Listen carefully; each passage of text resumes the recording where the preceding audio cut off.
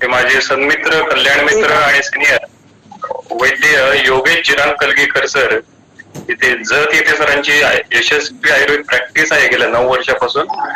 सरांचं थोडक्यात ओळख द्यायची, आता केवळ मध्ये सरांची ओळख पूर्ण होणार नाही, पण तरी आपण ओळख द्यायचा प्रयत्न करू. सरांचं जे पोस्ट ग्रॅज्युएशन आहे ते गव्हर्नमेंट आयुर्वेद कॉलेज म्हैसूर येथून झालं आणि Jamnagar department of basic principle यातून पूर्ण झालं. जामनगर येथे मी शिकत असताना सर माझे सिनियर होते आणि एका अर्थाने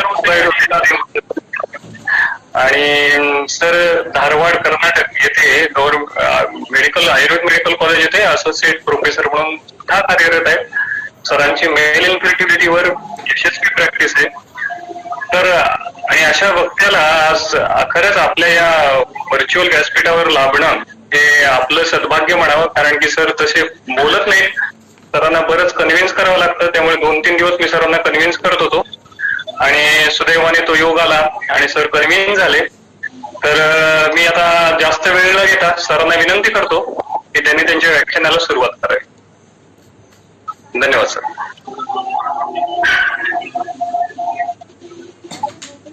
वागर्थायव संपृक्तौ वागर्थ प्रतिपत्तये जगतः पितरां वंदे पार्वती परमेश्वर. सर्व आयुर्वेदाच्या सन्माननीय विद्यार्थ्यांना, माझ्या सहध्यायींना आणि प्रसाद सारख्या मित्रांना, माहिती आणि मित्रांना नमस्कार.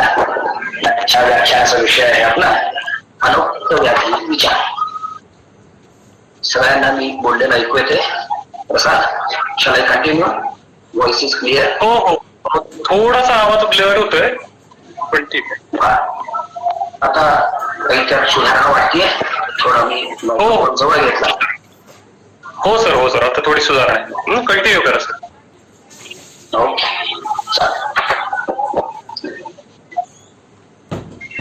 अनोक्त व्याधी विचार. आता तसं म्हणजे जसं प्रसाद म्हणाला तसं फारसं आयुर्वेदात बोलून काही होत नाही. बोलणारे बोलत राहतात, ऐकणारे ऐकत राहतात, पण ते बोलण्यात येणारे ऐकण्याचे शास्त्राची प्रगती, विद्यार्थ्यांचा विचार, त्यांच्या विचारामध्ये येणारी व्यापकता, त्याचा आचारात दिसणारं प्रदर्शन आणि त्यातून एकंदरीतच आयुर्वेदाची स्थिती फारसं दिसत. त्याच्यामुळे बोलणारे बोलतायत, ऐकणारे ऐकतायत, पण त्याचा एंड रिझल्ट काय आहे याचंही काही फारसं म्हणजे कुठे मूल्यांकन परीक्षण केलं जावं. त्या परीक्षणातून पुढच्या व्याख्यानांच्या दिशा ठराव्यात अशी परिस्थिती असताना आणि यातलं काहीच न करता आपलं व्याख्यानात देत सुटलो. आणि आता हे कोविडच्या लॉकडाऊन पासून तर म्हणजे वेगवेगळ्याचा पूर आलाय किंवा किंबहुना महापूर आलाय असं म्हणायला हरकत नाही. बाकी कशाचा कसला योग होतोय माहित नाही, पण व्याख्यानांचा तरी आपला योग नक्कीच होतोय या मताचा मी आहे. तरी देखील आता या नांदेड शासकीय आयुर्वेद महाविद्यालयाची जुना वडाबंद आहे, जे ज्येष्ठ बंधू या महाविद्यालयाचे स्नातक आहेत, संत मुली झाले, या संस्थेचा आम्ही काही देणार आहोत.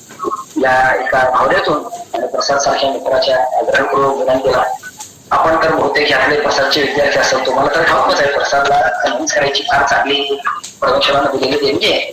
आणि म्हणजे तो जर तुम्ही तासभर त्याच्याशी बोलाल तर पश्चिमेला सूर्य किती सुंदर दिसतो आहे उगवता हे तुमच्याकडून म्हणून घेऊ शकतो. अशी कौशल्य परमेश्वर फार थोड्या लोकांना देतो. आपला प्रसाद आहे तर प्रसादच्या या विनंतीला ना म्हणणंही अवघड झालं. आणि या महाविद्यालयाचे काही ऋणानुबंध माझ्याशी आहे. या दोन्ही गोष्टीतून एक छोटासा मला सुचलेला, मला स्फुरलेला अनोक्त विचार आपल्या पुढे मांडण्याचा हा प्रामाणिक प्रयत्न आहे. मी जेवढं केलं आहे तेवढंच चांगला विश्वास ठेवतो. जे मी करू शकतो आणि जे मला असं वाटतं की इतरांनाही करणं शक्य, त्याच गोष्टी बोलण्यावरती माझा भर असतो. त्या एका गोष्टीला म्हणाल तर मी जरा चिकित्सक बनायचा माणूस आहे, ना की शिक्षक बनायचा. शिक्षक बनायची माणसं ही थोडस तत्वज्ञानाला धरून आयडियालिस्टिक अशा पद्धतीनं काय काय होणार आहे याचा सगळ्याचा विचार करत बोलतात. परंतु मी आपलं जेवढं शक्य आहे, जेवढं मला कळलं ते तुमच्या पुढे मांडतो. सुरुवातीलाच 2 शब्द अगदी प्रांजळपणे नमूद करू इच्छितो की ही काही व्याख्यान नाही, ही एक चर्चा आहे तुमच्या माझ्यामध्ये. मला स्फुरलेले 2 विचार मी तुमच्यापर्यंत मांडतो.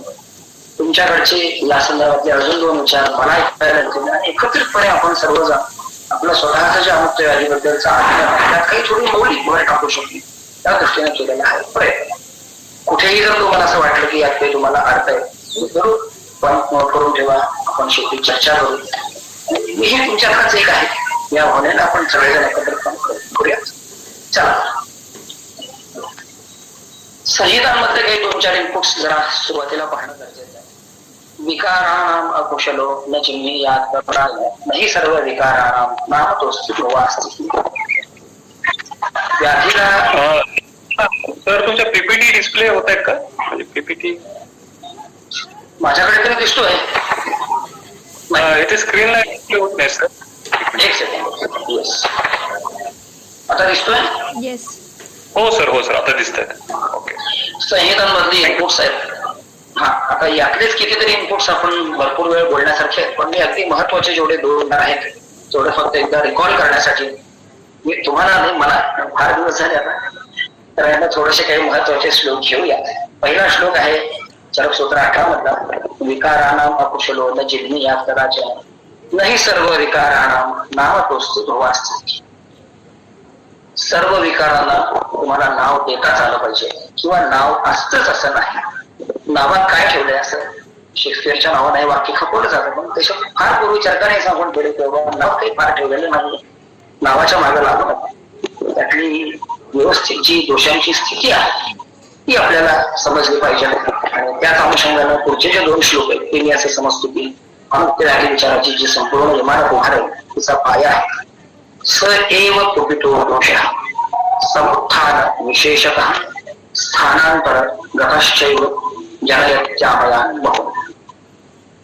दोष तर 3च आहेत. वाक्य अगदी संसर्ग संदीपाचा हिशोब घातला तर फार तर आपण 13 पर्यंत मजल मारू शकतो संसर्गाच्या अधिक, परंतु व्याधी मात्र अपरिसंख्य आहे. असं का घडतंय तर त्याच्या मागचं वर्णन किंवा त्याच्या मागचं कारण देण्याचा आचार्यांचा हा प्रयत्न.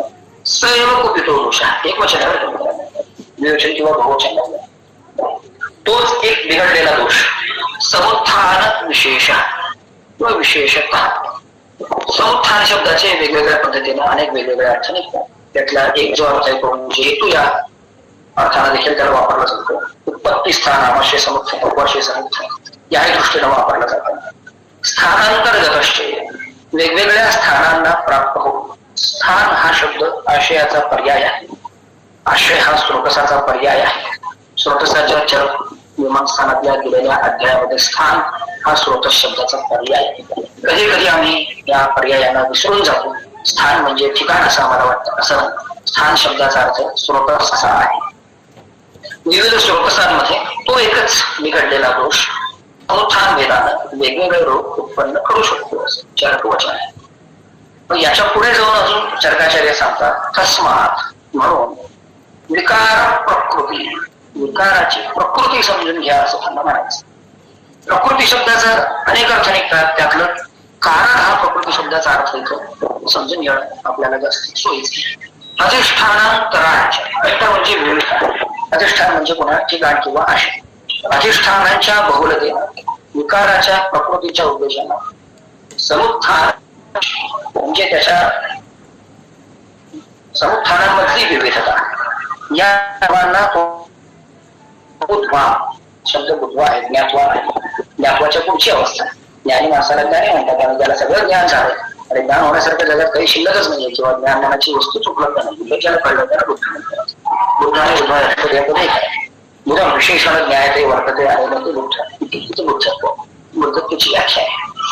तर साखर ज्ञानाच्या अंशाचं नाही, ज्ञानाच्या संपूर्णतेचं ज्ञान त्याला बुद्ध.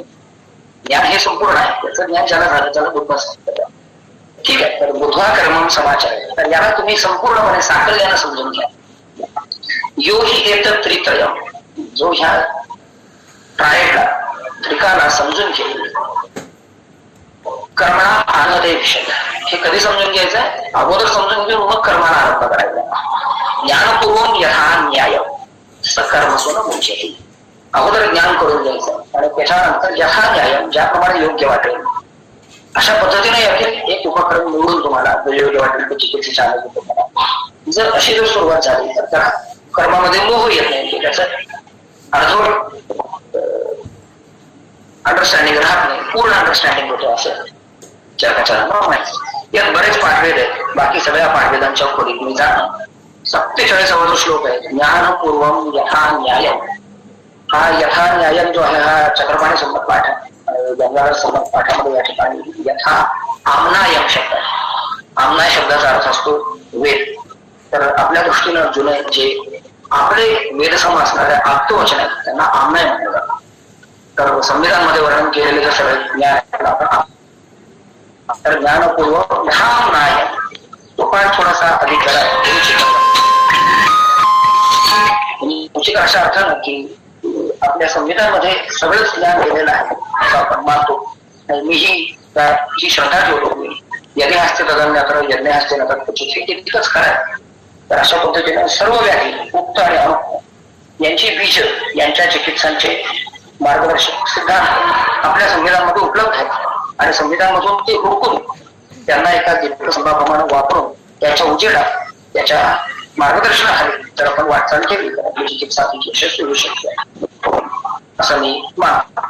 तर या श्लोकाच्या खूप खोलात जाता येतो तरी तर प्रत्येकाचे पुन्हा 3 भाग संविधानाचा क्लास होऊन जाईल. त्याच्याकडे न जाता आपण पुढच्या स्लाइडला जाऊ. याचाच पुढचा जो अध्याय आहे ज्याला आपण अष्टोदरीय म्हणतो त्याच्यामध्ये व्याधींची सगळी वर्णन केलेली आहे, त्यांची संख्या दिलेली आहे. अनेक जर त्यांना सांगे वगैरे व्याख्यान नंतर बोलतो 11 नंतर करतो. तर संविधान इनपुट्स दुसरी स्लाइड. मग आपण पहिला श्लोक पाहिला. आता पुढच्या अध्यायातला अष्टोदरीयातला एक श्लोक आहे. सर्व एव निजा विकारा न अन्यत्र वात पित्त कफेभ्यो निर्वर्तन्ते शकुनी सर्वं देवसमपिबद्धं स्वां छायां न अतिवर्तते तथा स्वधातु वैषम्य निमित्ता सर्वे विकारा वात पित्त कफा न अतिवर्तन्ते. कुठलाही जरी व्याधी असला निज व्याधी ज्याचं स्वधातू शब्दाला फार महत्व आहे. स्वधातू वैषम्य निमित्ता म्हणजे आगंतुक व्याधींना दूर करण्याकरता म्हणून स्वधातू वैषम्य निमित्त शब्द वापरतो. पुढच्या शब्दावरती आपण घेऊया जो आपल्यासाठी जास्त महत्वाचा. स्थान संस्थान प्रकृती विशेषात अभिसमीक्ष. हे 3 शब्द आपल्यासाठी फार महत्वाचे. स्थान म्हणजे पुन्हा स्वर्गस्थान, संस्थान म्हणजे लक्षण आणि प्रकृती विशेष म्हणजे संपूर्ण रुग्ण शरीर म्हणजे प्रकृती विशेष शब्दाखाली आहे. स्थान आणि संस्थानामधून आपण रोगाबद्दल ज्ञान घेतलं आणि प्रकृती विशेष शब्दामधून आपण रोग्याबद्दल ज्ञान. तर या 3 गोष्टींवरती अवलंबून आहोत आणि या 3 गोष्टींची विशेष परीक्षा करून विशेषात अभिसमीक्ष. तीक्ष म्हणजे पाहणे, सम अधिक तीक्ष म्हणजे नीट पाहणे, अभिसमीक्ष म्हणजे अजून नीट व्यवस्थित पाहणे आणि विशेषात अभिसमीक्ष म्हणजे प्रकृती स्थान आणि संस्थानांची विशेषता हिच्याकडे अजून फार चांगलं नीट पाहता येईल असं त्याचं योग्य मराठी ट्रान्सलेशन होऊ शकतं. 5 विशेषण नाही किंमत सूक्ष्मता सरकारला अपेक्षित आहे हे समजावं म्हणून एक आपला छोटासा आम्ही त्याचा केलेला मराठी भाषांतराचा प्रयत्न. ठीक आहे. तसा व्यवस्थित ऐकू येत आहे. मी पुढे जाऊ काही बदल सुचवायचे असतील तर आताच सांग. व्याख्यान झाल्यावर सर ऐकून होतं मला असं नको व्हायला. प्रसाद हॅलो. हा सर आवाज येतोय, ऐकू येतोय सर. म्हणजे काही ठीक आहे चालेल का? काही बदल अपेक्षित आहे असेल तर सांग आताच. नाही क्लिअरिटी आहे. अडचण काय वाटली तर करतो सर, बोलतो. अवश्य अवश्य अवश्य. आता हे 2 निदानाच्या दृष्टीनं चिकित्सा सुरू करायच्या आधीचे सिद्धांत झाले जे चरक सूत्रात वर्णन केलेले. सगळी चरकांची चिकित्सा सांगून झाली. 30वा अध्याय संपला. उरलेले प्रदर वगैरे विषय झाल्यावरती जाता जाता चरक आपल्याला पुन्हा एक खेळणं देऊन जातात. जसं बाबा बाहेरून आले की यायला उशीर झाला म्हणून बाळासाठी खेळणं देतात आणि पुन्हा बाहेर जात असल्यावरती मुलगा मागा लागेल की बाबा आता मी पण येतो बाबा तुमच्या बरोबर म्हणून जाता जाता पुन्हा काहीतरी एक खेळणं चॉकलेट देऊन त्याला नादी लावून जातात. असं अनुक्त व्याधींना आपण घाबरू नये, आपला थोडा धीर यावा म्हणून एक वचन चरकांनी पुन्हा चरक चिकित्सा 30 मध्ये ठेवलं. दोष दृश्य निदानानां विपरीतम हितम ध्रुवम उक्तान अनुक्तान गदान सर्वान सम्यक युक्तम नियच्छति. 3 शब्द चरकाचरण वापरले. दोष दृश्य आणि निदान. दोष दृश्य निदानानां विपरीतम हितम ध्रुवम. जो दोष बिघडलाय त्याच्या विपरीत चिकित्सा असली पाहिजे. जे दृश्य बिघडलेलं आहे त्यालाही विपरीत चिकित्सा असली पाहिजे आणि जे निदान सेवन केलंय त्याच्याही विपरीत चिकित्सा शोधायची.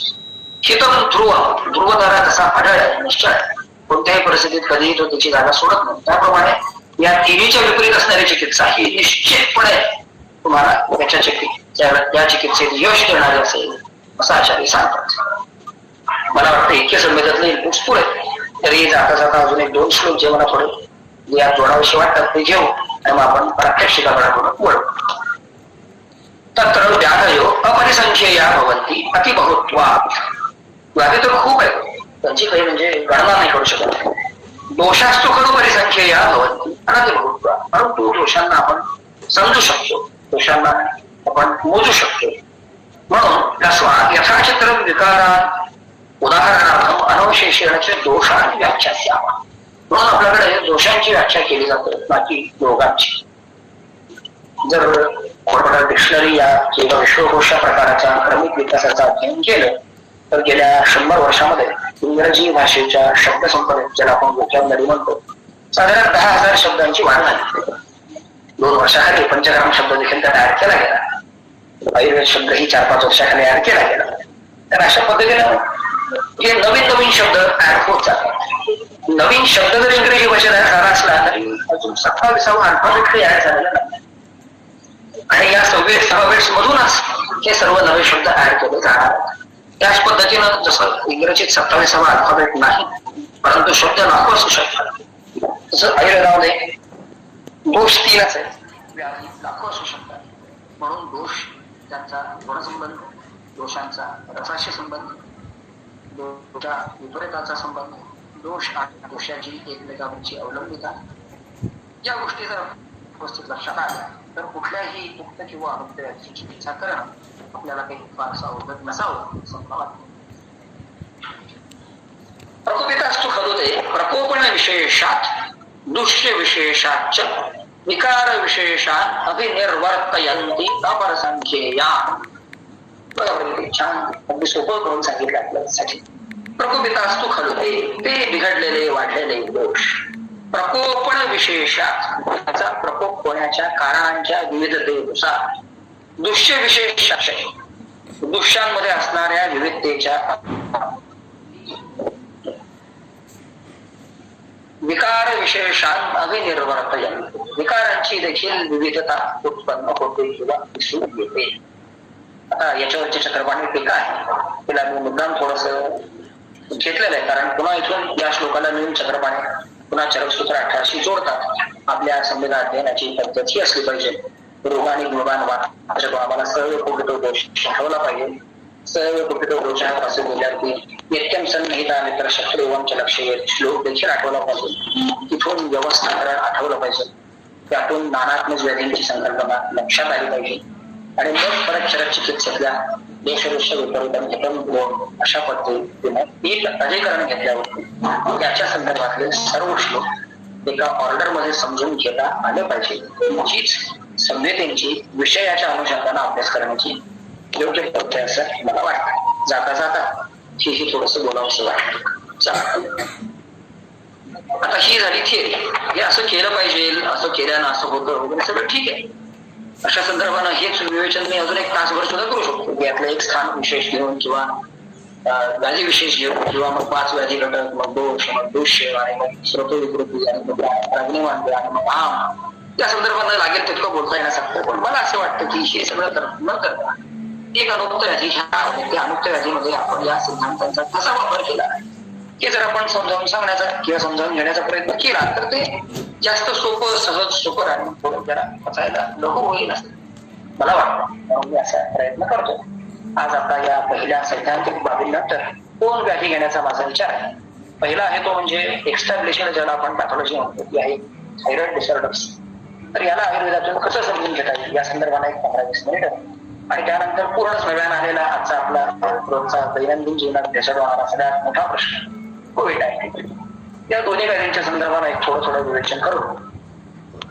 याला आपण आयुर्वेदातून कसं समजून घेता येईल अशा पद्धतीने जर विचार केला तर तो म्हणजे प्रात्यक्षिक ज्ञान होईल असं मला वाटतं. प्रसादची परवानगी घेऊ आणि तो हो म्हणत असेल तर आपण यातल्या एकाकडे जाऊ, नसेल तर मग आपण याचाच विस्तार करू शकतो. पाहूयात प्रसादजी काय म्हणतात. प्रसादजी चालेल का? 2 व्याधी हो घेतले तर चालेल चालेल. चालेल. हो चालेल सर चालेल. धन्यवाद धन्यवाद. धन्वंतरीची मूर्ती दिसते. मी दुसरा पीपीटी उघडतोय म्हणून विचारतो. हो दिसते सर दिसते. ओके ओके चालेल.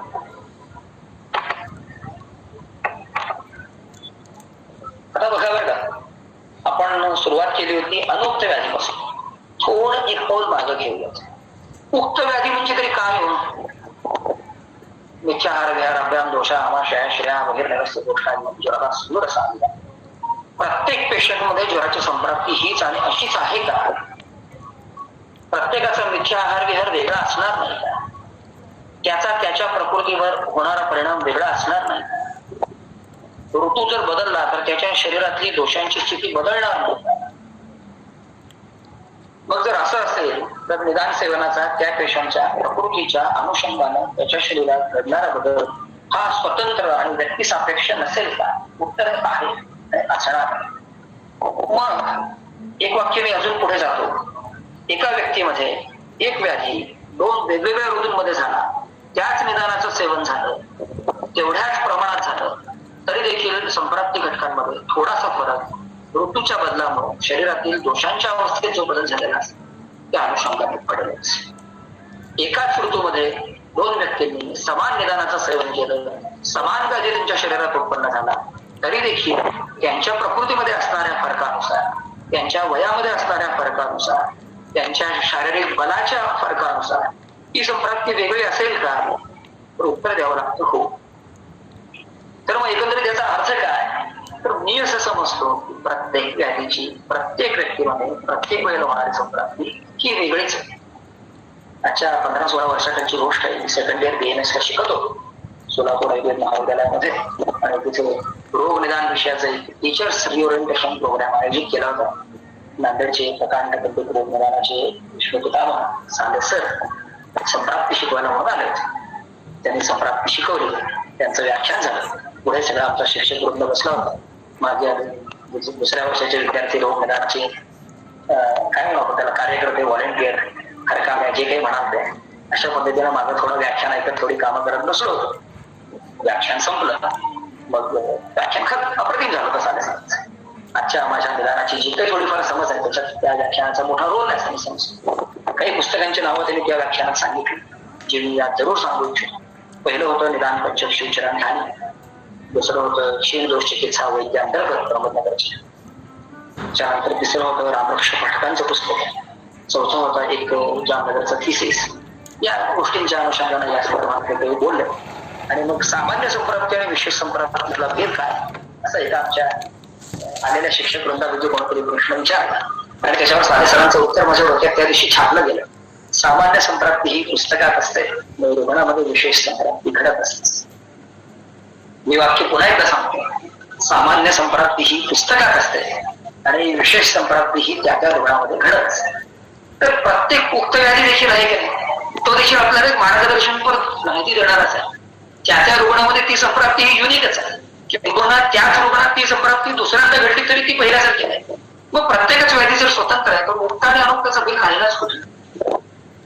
थोडस जरा समजावं म्हणून, आपलं वाटावं म्हणून उक्त व्याधी जरा बरे वाटतात आणि त्या मनाने अनुक्तांबद्दल काहीच माहिती नसते म्हणून थोडं जरा अवघड वाटतं.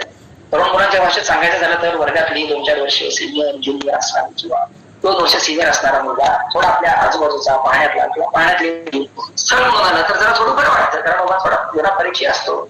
अगदीच नव्या माहीत असलेला एखादा वेगळ्या प्रोफेशन मधला मुलगा किंवा मुलगी जर परत आली आपल्या आयुष्यात समोर तर थोडस नवीन माणसाशी जरा ऍडजस्ट व्हायला, कस्टम व्हायला थोडी भीती वाटते, थोडी कामावर थोडी उत्सुकता असते.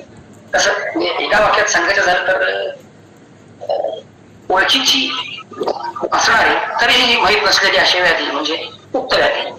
ओळखीची माहीत असणारी प्रत्येक व्याधीमध्ये प्रत्येक वेळेला आपल्याला प्रत्येक पुरुषाच्या हिशोबाने बघावंच लागत असतं. त्यामुळं थोडस जर पोस्ट ग्रॅज्युएशन आलं तर मी असं समजतो की म्हटलं तर साऱ्याच व्याधी उक्त येते आणि म्हटलं तर साऱ्याच व्याधी म्हणून. ठीक आहे, थोडं पुढे जाऊया. आता थायरॉइड डिसऑर्डर्स नावाचा एक आपल्याकडे एक मोठा कॉम्प्लेक्स उभारतो जिच्यात थायरॉइड बिघडली आहे तिला थायरॉइड डिसऑर्डर असं कॉमन नाव वापरतो. हायपर कंडिशन आहे आपल्या सगळ्यांना माहित आहे. हायपो कंडिशन आहे हेही आपल्या सगळ्यांना माहित आहे. याचं एक मिक्सड प्रेझेंटेशन असतं. गोiter आहे नॉन थायरॉइडायटिस असा एक व्याधी आहे. हा असं सगळं एकत्रितपणे थायरॉइडचा एक मोठा कॉम्प्लेक्स आपल्या समोर उभा राहतो. तर आपण थोडस याला आयुर्वेदाच्या दृष्टीने कसं समजावून घेता येईल याचा प्रयत्न करूया. दोन अप्रोच आहेत बरं त्याच्यावर. निदान देखील आयुर्वेदाचं करावं, चिकित्सा देखील आयुर्वेदाची करावी आणि इव्हॅल्युएशन देखील आयुर्वेदिक पॅरामीटर्सवर करावं. डायग्नोस्टिक क्रायटेरिया मॉडर्न मेडिसिनचा वापरावा, ट्रीटमेंट आयुर्वेदाची वापरावी आणि इव्हॅल्युएशन मॉडर्न आणि आयुर्वेदिक दोन्ही पद्धतीने करावं. यातली पहिली पद्धत जरी श्रेष्ठ असली तरी थोडस माझ्यासारख्या अल्पबुद्धी वैद्याला थोड्या अडचणी येतात. समोरच्या पेशंटला, त्याच्या नातेवाईकांना, एखादा डॉक्टर ज्यांनी आपल्याला रेफर केलं पेशंट त्याला जनरल पब्लिकला कन्व्हिन्स करायला आयुर्वेदीय परिभाषा निदानाची थोडीशी अवघड पडते. त्यापेक्षा हातात एक रिपोर्ट दिला आणि 5.5 पर्यंत पीएसएच असावी लागते, तुझी 10 आहे म्हणजे ती वाढलेली आहे, तुला आता थायरॉइड झालेला आहे, अशा पद्धतीने सामान्य माणसाला जरी सांगितलं तरी देखील त्याला ते पडत नसतं. त्याला आपल्याकडे पाठवणाऱ्या वैद्याला देखील होय बाबा 10 टीएसएच होती, याला औषध दिले आणि ती आता 4 आली आहे म्हणजे तो बरा होण्याची बऱ्यापैकी शक्यता निर्माण झाली. बरा झाला असं मी म्हणत नाही, बरा होण्याची बऱ्यापैकी शक्यता निर्माण झाली किमान संख्यात्मक दृष्टीनं तरी असं त्या पेशंटलाही वाटतं आणि त्याला आपल्याकडे पाठवणाऱ्या चिकित्सकालाही वाटतं. म्हणून आपल्यापुरता मनामध्ये आयुर्वेदाचं डायग्नोसिस, आयुर्वेदाचं ट्रीटमेंट आणि आयुर्वेदाचं इव्हॅल्युएशन हाच पॅरामीटर असावा. पण जेव्हा तुम्ही पेशंटशी बोलता किंवा इतर लोकांपुढे तुमचा विषय मांडण्याचा प्रश्न येतो त्यावेळेला मॉडर्न इव्हॅल्युएशन, मॉडर्न डायग्नोसिस दोन्हीला ठेवावं, पण आपला आयुर्वेद मात्र सोडून नये. आपण आपल्या पद्धतीने करावं. त्यातला 1 नंबर हा वैद्यासाठी आणि 2 नंबर हा जगासाठी, असे दोन्ही अप्रोच महत्वाचे आहेत आणि दोन्हीचा संयुक्तिकपणे वापर करावा असं मला वाटतं. थायरॉइडला जर आपल्याला समजून घ्यायचं आहे आयुर्वेदातून तर पहिला तर मुळात थायरॉइडची काही थोडी माहिती आपल्याला आवश्यक. रचना मी फार जात नाही कारण आयुर्वेद हे क्रिया करणाऱ्यांचे शास्त्र आहे, त्याच्यामुळे आमच्याकडे क्रिया शरीराला जास्त महत्व आणि मीही म्हणजे शरीराच्या दृष्टीनंच कुठल्याही व्याधीला समजण्याचा प्रयत्न करतो, ना की रचनासाठी. म्हणजे रचना निग्लेक्ट करायला असं नाही, रचना देखील काही वेळेला महत्वाची असते आणि त्याच्यातून देखील काही ज्याला आपण चिकित्सेची क्लूज म्हणू ते मिळू शकतात. पण शक्यतोवर आपण जरा थोडस कर्मप्रधान क्रियाप्रधान राहावं या मताचा. थायरॉइड फंक्शन जर पाहायला गेलं तर नॉर्मल फिटल ग्रोथ डेव्हलपमेंट पासून सुरुवात होते. Childhood growth development, regulation of heart activity, myocardial contractibility, gastrointestinal mobility, renal water clearance, body energy expenditure, modulation of heat generation आणि मॉड्युलेशन ऑफ वेट मॅनेजमेंट इथपर्यंत याचा असा एक मोठा विस्तीर्ण कॅम्पस आहे. गर्भधारणेपासून ते थेट अगदी तुमच्या वजनाच्या मॅनेजमेंट सारख्या रोजच्या जे थोडं लाईफ पर्यंत प्रत्येक जागी थायरॉइडचं कार्यक्षेत्र व्यापलेलं आहे. आता हायपोथायरॉइडिझम म्हणजे काय असतं फार पुढे जाणार नाही, म्हणजे बरोबरच मेन T3 T4 कमी झालेले असणं, TSH वाढलेली असणं त्याला आपण हायपोथायरॉइडिझम साध्या सोप्या भाषेत म्हणतो. T4 हे जास्त ऍक्युरेट मेजर आहे T3 पेक्षा कारण तो 90% ऑफ वर्कफोर्स आहे. आयसोलेटेड T4 इन्क्रीज जी आहे ही डिसीजची अर्ली स्टेज दाखवतो. T4 TSH इन्क्रीज परंतु T3 नॉर्मल ही इंटरमिजिएट स्टेज दाखवतोय. T3 T4 TSH तिन्ही वाढलेलं असणं ही प्रोलॉंग्ड स्टेज दाखवतोय आणि फ्री T3 किंवा फंक्शनल T3 आणि T4 हे जास्त ऍक्युरेट मेजर्स मानले जातात. एवढं आपल्याला पुरेसं. दुसरं हायपोथायरॉइडिझम कमी झालेली TSH, नॉर्मल T4 T3 ही पहिली अवस्था आहे. दुसऱ्या अवस्थेमध्ये T4 वाढलेली, TSH कमी झालेली आणि नॉर्मल T3 ही सेकंड अवस्था आहे. Decreased TSH, increased T4 T3 ही प्रोलॉंग्ड अवस्था आहे. इथे देखील फ्री T3 आणि फ्री T4 हे जास्त चांगले मेजर्स मानले जातात. एका वाक्यात जरी सांगायचं झालं तर अशा पद्धतीने आपल्याला त्याचा चार्ट बनवता येतो. PPT नंतर प्रसादशी शेअर करतो आपल्याला सगळ्यांना वेळेलाच. हे सगळं आपल्याला ठाऊक असलेलंच आहे, फक्त एक रिव्हिजन व्हावी माझी बरं का म्हणून मी आपल्याला हे सगळं सांगितलं. आता आयुर्वेदाच्या अप्रोच मधून काय काय पाहावं लागेल तर पहिलं वाक्य आमचं रोगा सर्वेक मंदैनो, त्यामुळे अग्नीची अवस्था पाहणं आवश्यक आहे. दिसणाऱ्या लक्षणांवरून दोषांचा अंदाज बांधला पाहिजे. व्यक्तीच्या प्रकृतीलाही थोडं समजून घेतलं पाहिजे. असणाऱ्या निदानांचं विभाजन करता आलं पाहिजे. दोषभेदानुसार असणारा व्यक्तीमध्ये रोगाची होणारी अभिव्यक्ती समजून घेता आली पाहिजे. उपद्रव रूपानं काही इतर व्याधी किंवा इतर लक्षणं उत्पन्न झाले असतील तर त्यांचाही विचार केला पाहिजे आणि शेवटी पेशंटला ट्रीटमेंट सुरू करायच्या आधी सारख्या सांगता पाहिजे. इतकं जर आपल्याला कुठल्याही अनोख्या व्याधीचं करता आलं तर मी असं मानतो की आपण कुठल्याही उक्त व्याधी इतकंच चांगलं समजून घेऊ शकतो. अग्नीची अवस्था आजची दोषांची अवस्था, त्या दोषांचा आणि अग्नीचा प्रकृतीच्या अन्वयानं लावलेला संबंध, घडणारी निदान हुडकून काढणं, त्या निदानांपैकी दोष विपरीत किती, दोष किंवा ज्याला खवैगुण्यकर निदान म्हणतात ती किती, ती कशी कमी करायची, आणि दोष दृष्टीकर निदान कोणती, त्यांच्या विपरीताचा प्रयोग कसा करायचा, हे लक्षात घेऊन आता असणारं जे प्रेझेंटेशन आहे समोर, यांच्यामध्ये दोषांची अवस्था काय आहे, संप्राप्ती सुरू होताना काय होती आणि आज काय आहे, त्याचा तौलनिक अभ्यास, त्याच्यातून नंतर समोर येणारा उपद्रव आणि शेवटी साध्यासाठी. इतकं जर आपल्याला समजलं तर पुरेसं आहे. एक इन जनरल पिक्चर आहे हायपोथायरॉइडिझमचं, खोलात जात नाही. आता हायपोथायरॉइडिझमचे आयुर्वेदिक निदान काय करता येईल, तर पहिला आहे अग्निमांद्य, दुसरा आहे संकल्पन, तिसरं असतं त्याच्याबरोबर अव्यायाम, चौथा आहे एकंदरीतच जीवनामध्ये ऍक्टिव्हिटीचा अभाव. अव्यायाम वेगळा आणि ऍक्टिव्हिटीचा अभाव वेगळा बरं, दोन्ही गोष्टी स्वतंत्र. दिनचर्या आणि ऋतुचर्याच्या पालनाचा अभाव आणि रुग्णाला बऱ्याच काळापासून सुरू असणारे अन्य काही औषध, इतक्या गोष्टींमध्ये हायपोथायरॉइडिझमचं बऱ्यापैकी निदान आपल्याला लक्षात घ्यायला. हायपोथायरॉइडिझमची संप्राप्ती काय घडते, सुरुवातीला जठराग्नी मांद्याची अवस्था असते, त्यानंतर धातुअग्नी मांद्यापर्यंत ती पोहोचते. प्रमुख दोष पित्त असतो. कफ आणि पित्ताच्या वृद्धीतून हायपोथायरॉइडिझमची संप्राप्ती घडते. जास्त सामान्यपणे जे सापडतं ते कफपित्त प्रकृतीच्या व्यक्तींमध्येच हा व्याधी सापडतो. आणि कफपित्ताचा जो काळ आहे म्हणजे आयुष्याची पहिली 50 वर्ष, त्याच्यामध्ये पेशंट हायपोथायरॉइडिझमचे जास्ती सापडतात. तिसऱ्या, चौथ्या आणि 5व्या डिकेडमध्ये हळूहळू रुग्णांची संख्या वाढत जास्त जाते, कारण पित्ताची शक्ती कमी कमी होत जात असते. आणि इतर काही हार्मोनल इम्बॅलन्स शरीरात घडणारे जसं ऍप्रोपॉज, मेनोपॉज हे थोडे याला मदत करतात. 5वा डिकेड जो आहे तो सगळ्यात जास्त असतो असं माझं तरी एक ऑब्झर्वेशन आहे. याचे 2 प्रकार आपल्याला पुन्हा करता येतील. पित्त कफ वृद्धी म्हणाला त्यातून एक पित्तप्रधान सिम्पटम असतं आणि दुसरं पित्तप्रधान अवस्था असते आणि दुसरी कफप्रधान अवस्था असते. पित्तप्रधान अवस्थेमध्ये दाह, उष्ण, सहज, सदा मूत्र प्रवृत्ती, हस्तपात करता, शिराह, विदंग जीर्ण वारंवार घडणं, निद्रांपदा, ही दोन्ही पद्धतीने चिंताधिक्य, क्रोधाधिक्य, ऍजिटेशन या गोष्टी थोड्याशा अधिक प्रमाणात आपल्याला दिसून येतात. या पेशंटमध्ये सामान्यपणे वजन वाढत नाही, कदाचित कमीच होत असतं. थोडस ज्याला आपण नर्वस सिम्पटम्स म्हणू, मज्जा संदर्भात असणारी सिस्टम त्या परत परत दिसतात. स्टूल्स जर मनप्रवृत्तीकडे पाहिलं तर ती कठीण कमी प्रमाणामध्ये होणारी अशा पद्धतीची आढळते. रुद्र, भ्रम, तमदर्शन आणि वाढलेले पाल्पिटेशन त्याच्या जोडीला असणारी इतर अनुबंधी लक्षणं असतात.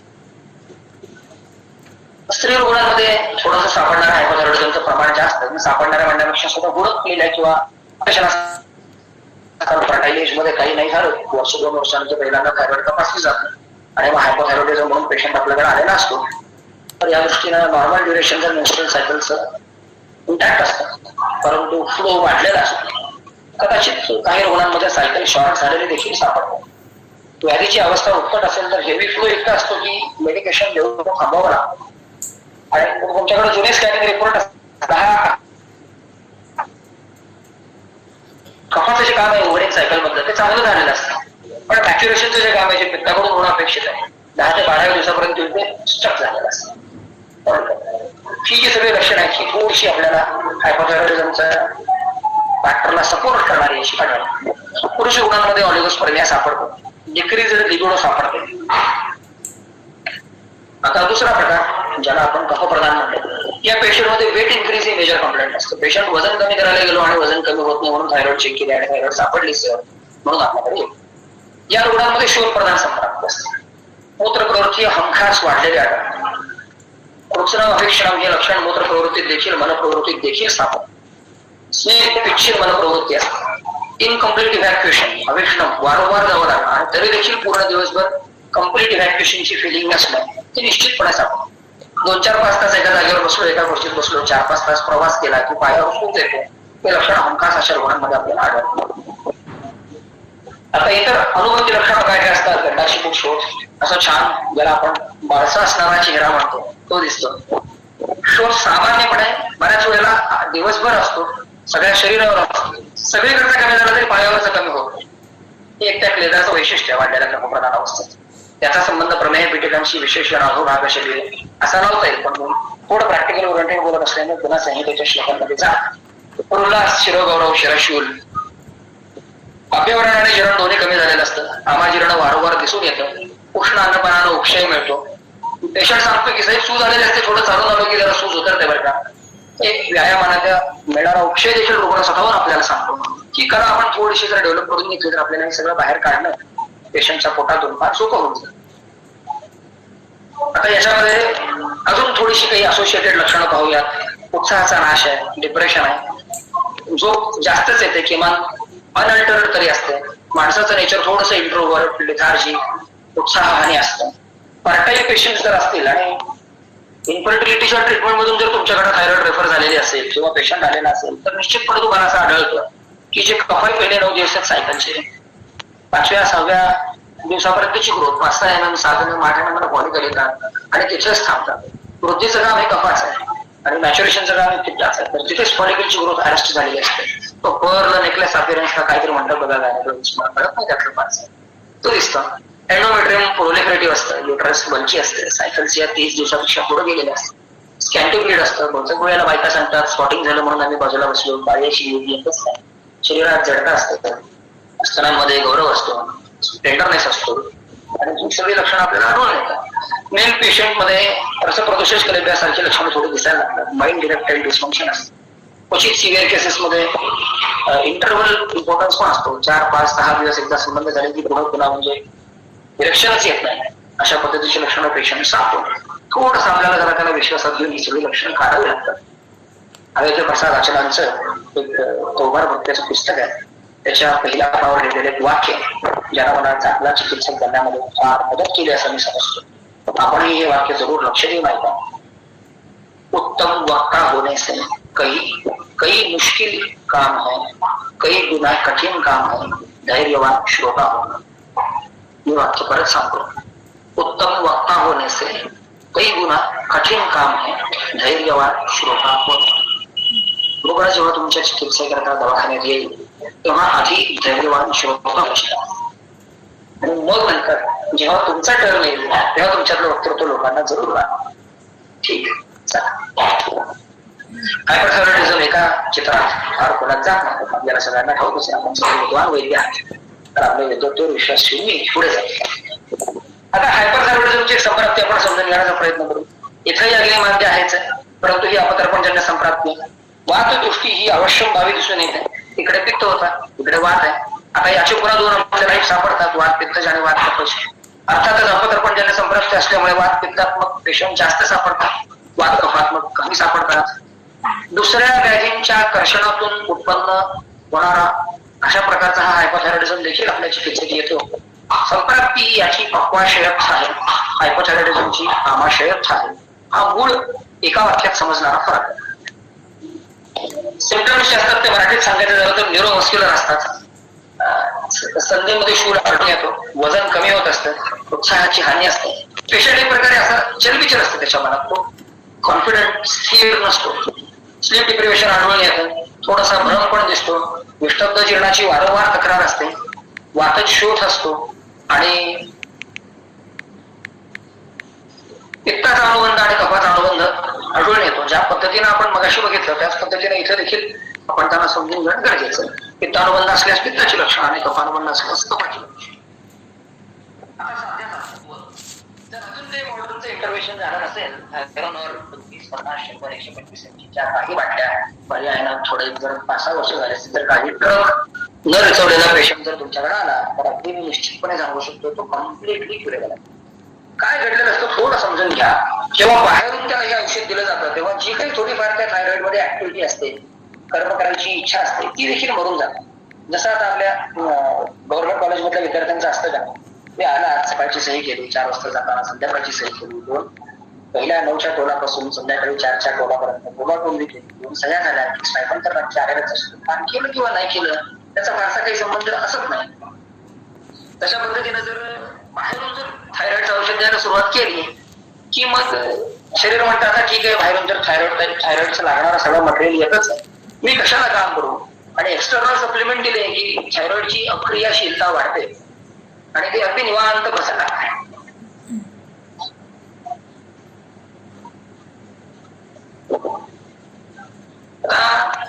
एक्सटर्नल सप्लाय जर दिलेला नसेल तर मग रिकव्हरी जरा चांगली मिळू शकते, कारण अजून थायरॉइडची क्रियाशीलता थोड्याफार प्रमाणात तरी शिल्लक असते.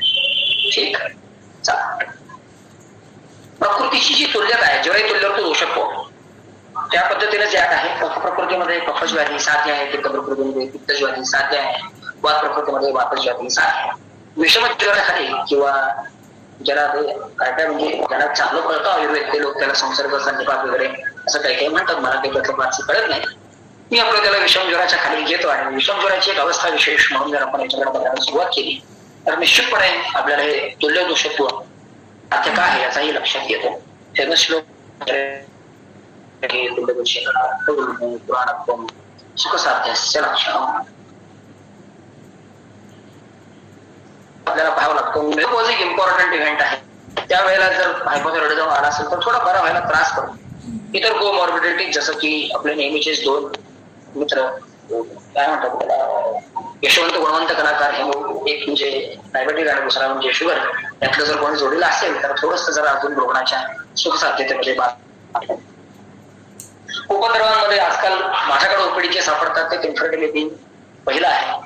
दुसरा आहे ते म्हणजे हायपरटेन्शन. त्यानंतर रेस्पिरेटरी डिसऑर्डर्स बऱ्याच प्रमाणामध्ये आपल्याला आढळतात. कार्डियक प्रॉब्लेम्स हे थायरॉइड जर नीट बरी नाही झाली तर आढळून येतात.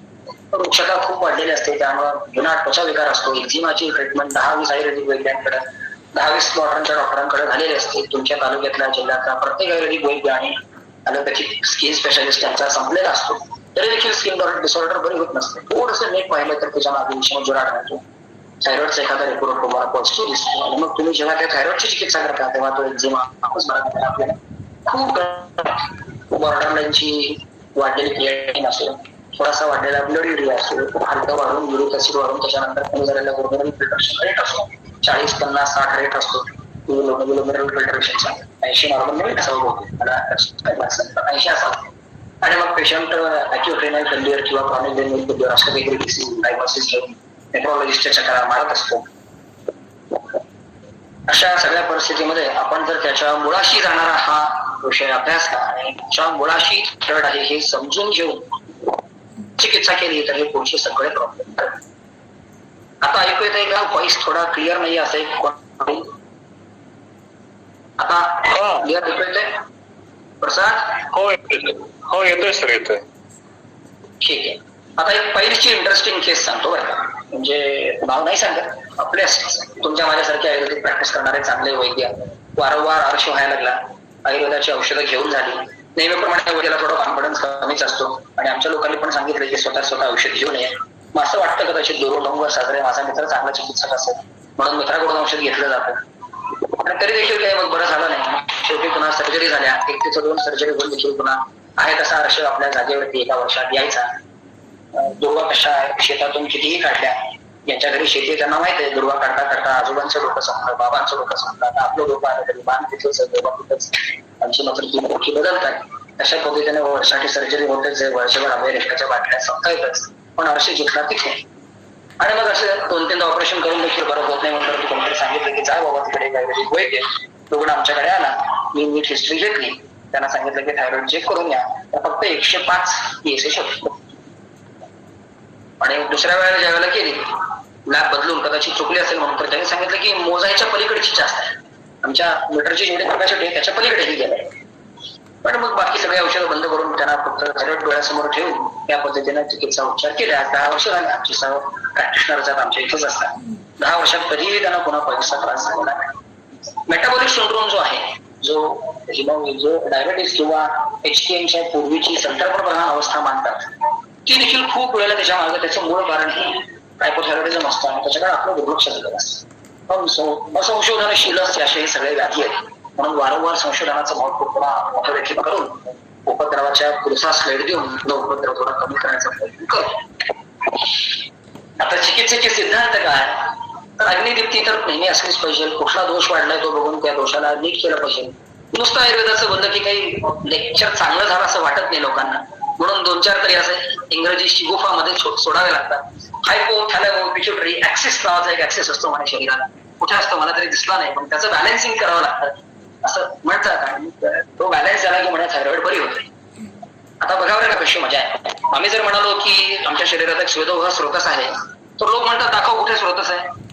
नाही, मग आम्ही सांगतो की ते न दिसणारं स्रोतस आहे.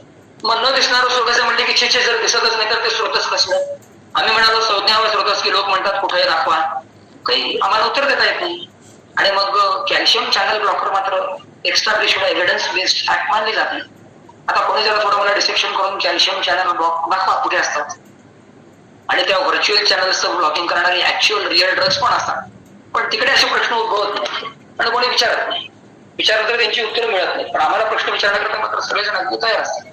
तर थोडं जरा शरीराचं डिसेक्शन करणाऱ्या लोकांनी कुठे जरा असला ऍक्सेस दिसला थोडं जरूर दाखवा, मला बघायचं. चला परत येऊ. तर सौमनस्य जनन, व्यायाम, दिनचर्या आणि ऋतुचर्याचं पालन आणि निदानाचं परिवर्तन इतकं केलं तर पुरतं. मी म्हणजे शेकड्यानं पेशंट याचे बरे केलेले आहेत आणि तुम्हीही बरे करू शकता याची खात्री देतो. ही पण पाचन जठराग्नीची अवस्था होऊन गेला पाहिजे. त्याच्याकरता 3 कल्प मी प्राधान्याने वापरतो. आरोग्य चंद्रप्रभा आणि ताकद. एक रसायन चांगल्या ज्युडिशियस पद्धतीने वापरता आलं पाहिजे. अनंत मूळ, कफपित्त, शमन आधान परत अशा पद्धतीने असल्यामुळे आपला अनंत मुळाचा व्याधी प्रत्येक या ठिकाणी वापर करतो. आणि याच म्हणून नव्हे तर सर्व एंडोक्राइन डिसऑर्डर्स मध्ये त्याचा चांगला वापर होतो. असं एक पुस्तक ज्याला मी संहिता निकटच पवित्र पूज्य आणि वंदनीय मानतो. औषधी व धर्मशास्त्र शास्त्री गुण आहेत याच्यामध्ये दिलेलं आहे. त्या वाक्यावरती विश्वास ठेवून हे वापरायला सुरुवात केली यांच्या 10-15 वर्षामध्ये, आणि गेल्या 15 वर्षात मला याच्याकडून उलंड यश मिळालेलं आहे. हे एक पुस्तक प्रत्येक वैद्याच्या संग्रही असावं आणि नित्य त्याचं एक तरी पान त्यांना वाचावं. ज्याला स्वतःला वैद्य म्हणून घ्यायचं आहे अगदी माझं प्रामाणिक मत आहे. आता हे हायपोथायरॉइडिझमची ही सगळी सिद्धांत झाले. रोगची चिकित्सा काय करायची? ताप्यात सारे वासा, 12 सूर्य नमस्कार, 30 मिनिटात 3 किलोमीटर चालणार, एवढं 90 दिवस करा. जर ॲलोपॅथीचं औषध सुरू केलेलं नसेल तर तुमचे हायपोथायरॉइडिझम बरे व्हायला लागेल. हे अगदी म्हणजे निश्चयाने मी तुम्हाला सांगू इच्छितो. आता पित्तप्रधान टाईप मध्ये काय औषधं वापरायची? तर काही जी मी वापरतो त्यांची 4 नावं दिली.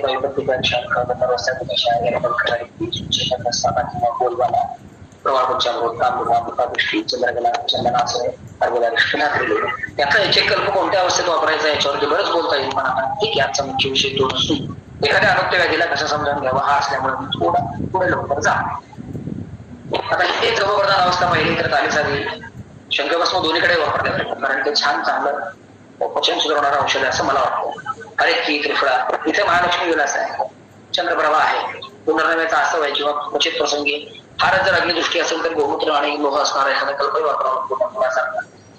दशमूळ असं आणि अरिष्टप्राय फॉर्म मध्ये किंवा काढ्याच्या रूपात छान काम करतो. कुबेरा क्षेत्र करपायचो आपल्याकडे येणाऱ्या पीसीओडीच्या कंप्लेंटच्या पेशंट मध्ये चांगला कामाला येतो. व्याधी पद्धतीने औषधं म्हणाल तर गोकुळ आणि शिलाजित चांगल्या पद्धतीने आपल्याला कामाला येतात. हायपरथायरॉइडिझम मध्ये अपतर्पणजन्य व्याधी आहे, वातनाशक संतर्पण चिकित्सा केली पाहिजे. दशमूळ ड्रग ऑफ चॉईस आहे.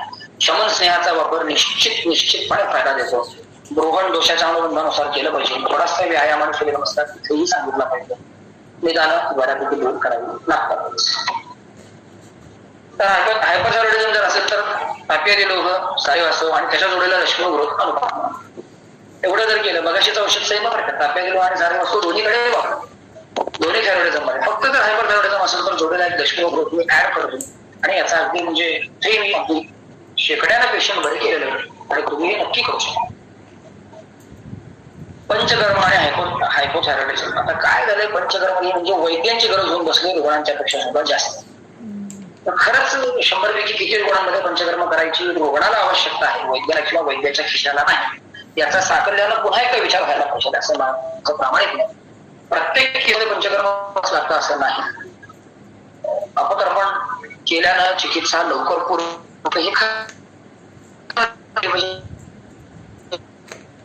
पंचकर्म सुरू करण्यापूर्वीच्या आठवड्याची डिपकी व्यवस्थित करून घेतली पाहिजे, अन्यथा थायरॉइडच्या पेशंट मध्ये व्यापन झालेली मी बघितली. लोक थायरॉइड आली म्हणजे की औषधं म्हणून सुरू करतात आणि मग त्यात अडचण येते. कोमन विरेचन दोन्ही आवश्यकतेप्रमाणे वापरता येऊ शकतं. फक्त थोडेसे दुर्वाम्य असतात, पण दुःख विरेची असतात, कारण पित्ताधिक्य सापडत नाही.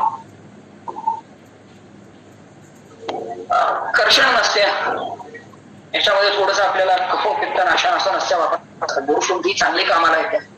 अशा पेशंट मध्ये जुनाट मलन्यास्तंभ आढळतो. तुम्ही जर थोडस क्लॅव्हिकलच्या वरच्या बाजूला पाहिलं तर तिथे सूज असते आणि ती वर्षानुवर्ष महिने चालूच असते. षडबिंदूचा देखील योग्य वापर करता येतो. काही रुग्णांमध्ये याच्या जोडलेला अलर्जी असतो, सायनोसायटिस असतो, गुन्हाट न बरी होणारी स्थिती असते, या सगळ्यांमध्ये देखील आपल्याला कंडक्शनचा चांगला वापर करता येतो. वृक्ष स्वेद वापरणं ही चांगलं, कारण पित्त फार पाहिजे, परंतु त्याच वेळेला पित्तप्रधान अग्नी या ठिकाणी सर्वोत्तम चांगला. हा व्यायाम चांगला आहे.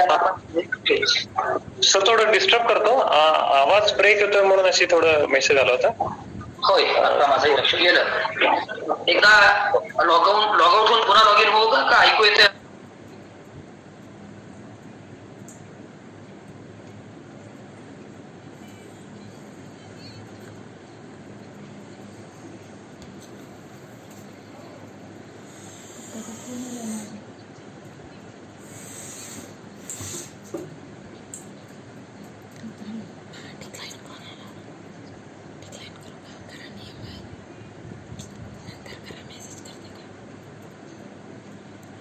पंचकर्मांचा आवश्यकतेप्रमाणे उपयोग करता येतो.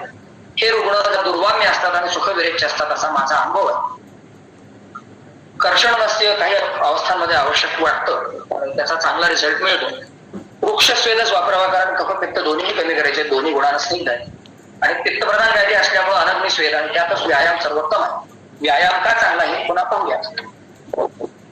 पंचकर्म, हायपरथायरॉइडिझम मध्ये पंचकर्म करावं का? खरं तर म्हणजे काहीच आवश्यकता नाही या मताचा नियम, कारण संतर्पण आणि गृहण प्रधान चिकित्सा आहे. करून केलं तर अनुवासन किंवा मात्रा बस्तीच पुरेसा होतो. हा अगदी कुठेतरी 200-300-500 रुग्णांमधून एखाद्या वातकवदृष्टी जी असते ती चिरकारी झाली की शमनानं तुटत नाही, म्हणून क्वचित प्रसंगी वमन लागतं, पण ते देखील वातानुबंध असल्यामुळे फार सौम्य औषध वापरावं लागतं. ईश्वरसानच किंवा अशा दुसऱ्या कुठल्याही वमनोपयोग औषधालाच वमन करावं. मोजकेच 1-2 वेद घ्यावेत. मी आपलं वमन औषधी सिद्ध दूध किंवा एक्सुरस वापरतो आणि त्याच्यातून चांगल्या पद्धतीने रिझल्ट आपल्याला मिळतो. विरेचन देखील काही रुग्णांमध्ये करावं लागतं, पण ते म्हणजे जसं पोस्टात करतो तसं एकदम फार मोठं विरेचन न देता 4-5 दिवसाच्या आठवड्याच्या अंतरानं 2-3दा 2-4 सुख विरेचन होतील असं पाहावं. कटाक्षानं हे लक्षात घ्यावं की औषध स्निग्धच असलं पाहिजे. अरे त्याची गोड आहे, कल्याण आहे, त्यानंतर अर्बुद आहे, तीव्र अवलेह, एरंड तेल, कमीत कमी डोस वापरावा. 2-4 फार झालं तर 4 विरेचनाचे वेग येऊ द्यावे आणि बहुशो अल्पशो अनुरक्षतो प्राणायाम त्याप्रमाणे थोडा मध काढावा. एकदम फार जोरात नाही करायला जाऊ. गृहण नसते, गोघृताचं देखील कामाला येतं. थोडं ऍजिटेटिव्ह आणि नर्वस डिसऑर्डर असते, ज्यांना खूप वेळ कॉम्प्युटरवर काम करावं लागतं, शिकणारा विद्यार्थी आहे किंवा रिटायरमेंटला आलेला प्रोफेसर आहे, ज्यांना क्लास 1 क्लास 2 ऑफिसर आहे, अशा लोकांमध्ये थोडं पंचेंद्रिय वर्धन तेल किंवा गोघृत त्याचा इंद्रियांवरती चांगला परिणाम निश्चितपणे हायपरथायरॉइडिझम मध्ये दिसतो. अभ्यंग स्वेद अवश्य करावा. धारा, शिरोपिचू बस्ती यातलं काय तुम्हाला जे आवश्यक वाटेल त्याप्रमाणे करू शकता. महत्वाच्या औषधी काय? सुवर्णवाक्षिक भस्म आणि सारस्वत एक कॉम्बिनेशन जर ठेवलं तर हायपरथायरॉइडिझमच्या 100-80 रुग्णांमध्ये आपल्याला रिझल्ट मिळतो. प्राम्यादी काढा, धातू परिपोषण क्रमाला नीट करायसाठी म्हणून अभ्रक भस्म, थोडंसं रुद्रावासारख्या दिसणाऱ्या लक्षणांसाठी नागार्जुनाबरोबर प्रभाकरवती, अर्जुनारिष्ट, रसरक्तगत असेल तर कैशोर, मौसमेदगत असेल तर षडशिती आणि अस्थिमज्जागत असेल तर महायुवराज. अशा पद्धतीने जर औषधीची योजना केली तर बऱ्यापैकी आपल्याला त्याचा रिझल्ट मिळतो. पारसमित्र वटक एक असं जोडीला थोडंसं भीती कमी करणारं, धीर देणारं म्हणून औषध मी नेहमी वापरतो. जसं तुमचा आता पीजीचा क्लास सुरू आहे आणि एकदम बोलवायला येतो आणि सांगतो डीन ऑफिस मध्ये बोलवलं, तुम्ही पहिला काम काय करता? एका मित्राला बरोबर घेता आणि म्हणतात चल जरा डीन ऑफिसला जाऊ. मुलं साधारणपणे महत्वाच्या निर्णयांमध्ये जसं की मुलगी बघायला जाणार वगैरे एका मित्राला बरोबर नाही नसते. आजकाल तर बरेच डे असतात, त्या डेला देखील कुठे जाताना बरोबर मित्र लागतो. मित्र बरोबर असला की जरा थोडा माणसाचा धीर वाढतो. तसं मानस मित्र वटक हा चिकित्सेला थोडी मदत करणारा, मनाचा धीर वाढवणारा, त्याला मित्राप्रमाणे मदत करणारा संकल्प आहे. माझ्या हायपरथायरॉइडिझमच्या चिकित्सेत निश्चितपणे याला वापरतो आणि खूप चांगला रिझल्ट मिळतो. अत्यंत एक्स्ट्रीम अवस्था असतील, पेशंटमध्ये धातुक्षय फार जास्त असेल तर एखादा सुवर्ण मेध्यकल्प देखील जसा ब्राह्मीवटी सारखा किंवा सारस्वत गोल्ड फार चांगल्या पद्धतीने आपल्याला कामाला येतो. रसरसायनांचा मी ऑलरेडी वर्णन आणि उल्लेख केलेला आहे, म्हणून मी त्यात फार खोलात जात नाही. दशमूळ हरितकी, चित्रहरितकी, ब्राह्मण रसायन हे पहिले 3 कल्प हायपरथायरॉइडिझमच्या अवस्थेत जसे गरजेचे वाटतील तसे वापरता येतात.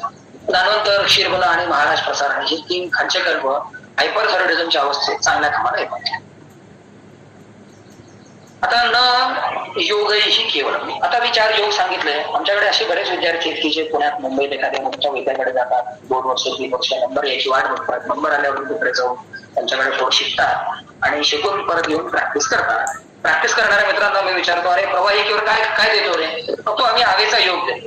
हवेचा योग का देतो सर? आमचे सर देतात म्हणून ते. हवेच्या योगात काय रे ते सरांना माहित, आणि सर ज्या बाईकडून औषध वगैरे देतात ते बाई. अरे काय विनोद आहे? अमुक एक योग तुम्ही देता आहे, त्या योगात काय हे तुम्हाला माहित नाही आणि माहित करून घ्यायची आवश्यकताही वाटत नाही. मग खरंच आम्ही प्राणाविसर वैद्य होण्यात खरं अग्रेसर होतोय का? प्रत्येकाला आत्मचिंतन करायचा विषय. मला कोणावर टीका नाही करायची किंवा कुठल्या व्यक्तीला धरून मी हे बोलतोय असं कृपा करून समजा. पण आपण कोणाकडे तरी जातो आणि शिकतो. म्हणजे काय शिकतो? उदराचा पेशंट आला आणि अश्वपंचकी लिहिला, एक स्वतःचा पेशंट आला आणि इच्छाभेदी लिहिली. हे कधीच लिहून घ्यायचं. सरांनी याला उदर हे डायग्नोसिस का केलं किंवा मॅडमनी याला उदर हे डायग्नोसिस का केलं आणि उदराच्या या अवस्थेत इच्छाभेदीच का वापरलं, काय पेक्षा का हा प्रश्न जास्त महत्वाचा आहे आणि तो वैद्य वर्गाने विचारायला शिकलं पाहिजे. चला, तर योगाशिवाय देखील बरंच काही आहे. आयुर्वेदिक योगाशिवाय दुसरा एक योग आहे, या योगाचाही आपल्याला वापर करता येतो. आता व्यायाम का महत्वाचा आहे असं मी सांगितलं होतं. व्यायामाचा श्लोक आहे, मला फारसे श्लोक येत नाही तरी देखील जे 4 पाठ आहेत ते सांगायचा मला जरा मोह काही आवडत नाही. दोष अग्निवृद्धिश्च व्यायामात उपजायते लाघवं कर्मसामर्थ्यं यत्तोऽग्निर्भेदस्यः विभक्त घनगात्रत्वं व्यायामात उपजायते. दोषक्षयो फार महत्वाचा शब्द आहे बरं का.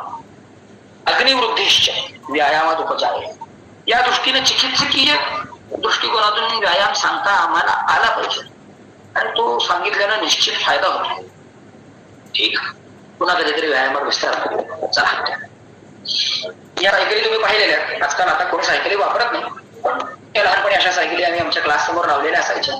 ते आकर्षक आणि छान रंगाच्या नव्हत्या, तो भाग वेगळा, पण ठीक आहे. अशा जिथे 50-100 सायकली उभ्या असतात यातली एक काय होतो सांगा, या सायकल पडतात. अशाच पद्धतीने हे सगळे जे शरीरातले हार्मोन्स आहेत ना, हे असे एकमेकावरती अवलंबून असतात आणि यातलं एक जर हार्मोन बिघडलं तर उरलेले सगळे हार्मोन बिघडतात. आता या सगळ्यांना दुरुस्त करायसाठी किती औषधं द्यायची? तसं मला, म्हणजे मी आयुर्वेदाचा विद्यार्थी, पण कधी कधी मी आपलं थोडं अवांतर करावं या मताचा. एंडोक्रायनॉलॉजीची बरीच पुस्तकं असतात. ते MD मेडिसिन झाल्यावर ते वगैरे जे शिकतात, सुपर स्पेशलायझेशन, त्यातल्या एका मित्राला मी फोन केला आणि म्हणलं जरा एंडोक्रायनॉलॉजी समजून घ्यायची, एखादं छोटंसं मापातलं पुस्तक देत असतात. ही ॲलोपॅथीच्या लोकांची पुस्तकं जरा फारच लहान असतात, वगैरे जाणवण्यासारखी वेगळी, थोडी भीती वाटते बघायला, हातात घ्यायला. तर मग त्यानं मला सांगितलं एक विल्यम्स एंडोक्रायनॉलॉजी म्हणून पुस्तक आहे, बरीच वेळ झाली तू मी काही भेटला नाही, मी तुला एक माझ्याकडून परत पाठवतो म्हणून त्यानं आपलं तुम्हाला. आणि एंडोक्रायनॉलॉजी ही काहीतरी फार मोठी चांगली ब्रँच आहे आणि त्यानं मानव जातीचं फार कल्याण झालं असं मला वाटत. मी प्रस्तावनेतून पुस्तक सुरू करतो. मी आपलं विल्यम्स एंडोक्रायनॉलॉजी उघडली आणि पहिला 2 पॅराग्राफ,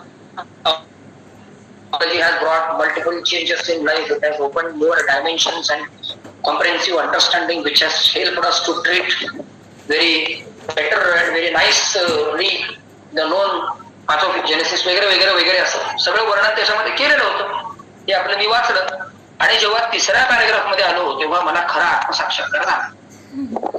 कारण तेव्हा विल्यम्स एंडोक्रायनॉलॉजीत असं लिहिलंय की total number of endocrine hormones estimated in human body are 1 × 10⁻23. परत सांगतो, 1 × 10⁻23. How many we have isolated? 26. How many we can measure? 11. For how many we have medicines? 6. And still endocrinology has done a lot. अरे काय खेळ बघा बरं. आणि याला आम्ही म्हणजे ब्रेक थ्रू सायन्स म्हणतो. तर असं काही करू नका. हे सगळे हार्मोन परस्पर अवलंबून आहे. या सगळ्या 1 × 10⁻23 हार्मोन्सला बरं करायचा एकच उपाय मी सांगतो, रोजची 10 मिनिटं घ्या आणि 12 सूर्यनमस्कार घ्या. सगळ्या हार्मोनला दुरुस्त करायला इतकं पुरेसं आहे. मी माझ्या अनुभवाला सांगतो की अगदी म्हणजे प्रॅक्टिसेस एंडोक्रायनॉलॉजीची नसली तरी अँड्रोलॉजीची प्रॅक्टिस करतो. त्याच्यामुळे रोज 100 थायरॉइडचे रिपोर्ट पाहण्यात येतात. सगळे हार्मोन जेवढे केवढे माहित आहेत, अगदी AMH पासून, अँटीम्युलरन हार्मोन किंवा अँटीम्युलरन सबस्टन्स पासून ते टेस्टोस्टेरॉन पासून ते इन्शुलिनची सेन्सिटिव्हिटी बघण्याकरता केलेल्या सिरम इन्शुलिन पर्यंत सर्व अवस्थांमध्ये सर्व हार्मोन मध्ये 12 सूर्यनमस्कार हे रामबाण औषध आहे असं अगदी माझं मत आहे.